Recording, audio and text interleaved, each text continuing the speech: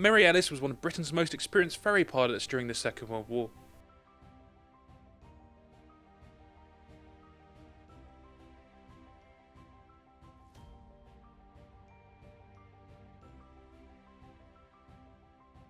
Aircraft were a regular sight overhead, and they quickly became a focus of her attention.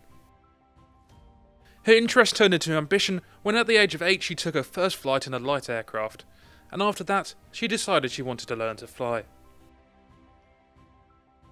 At 16 she began flying lessons at a local club in Witney, and she later gained her private pilot's licence and continued flying until the outbreak of the Second World War in 1939, when civilian flying was suspended.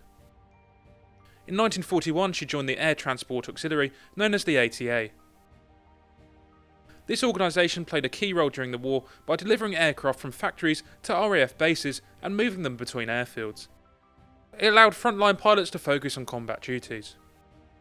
Ellis was based at Hamble in Hampshire, where many of the ATA's female pilots were stationed. Over the course of the war, she flew more than 1,000 aircraft, across 76 different types. These ranged from basic training aircraft to high-performance fighters like the Spitfire and Hurricane, as well as larger aircraft such as the Wellington bomber. ATA pilots were expected to fly whatever they were assigned, often with only brief notes to guide them. This meant constantly adapting to different aircraft, sometimes several, in a single day. The work required a high level of skill and concentration, and it could be dangerous. Ellis experienced several close calls, including being shot at while flying over southern England, and near collision with another aircraft in poor visibility. On another occasion she was forced to carry out a crash landing when her aircraft developed a fault. In addition to the risks of flying, there are also challenges on the ground. At the time some people were sceptical of female pilots, and in one instance, after landing a Wellington bomber, ground crew did not believe she had flown it and checked the aircraft for another pilot. Despite this, the women of the ATA consistently demonstrated that they could carry out the same duties as their male counterparts. Their contribution was significant, although it came with real risks, and a number of ATA pilots lost their lives during the war. After the war, the ATA was disbanded, but Ellis continued her aviation career. She was seconded to the Royal Air Force and became one of the first women to fly the Gloucester Meteor, Britain's first operational jet fighter.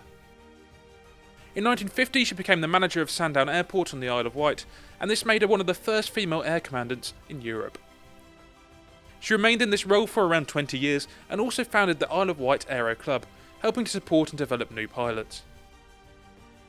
Later in life her achievements received wider recognition, and in 2016 she published her autobiography, A Spitfire Girl, sharing her experiences as an ATA pilot. She was also honoured for her service in receiving the Freedom of the Isle of Wight in 2018. Mary Ellis died on the 24th of July 2018 at the age of 101. Her career highlights the important role of the Air Transport Auxiliary during the Second World War, and the contribution made by women in aviation at a time when opportunities in the field were limited.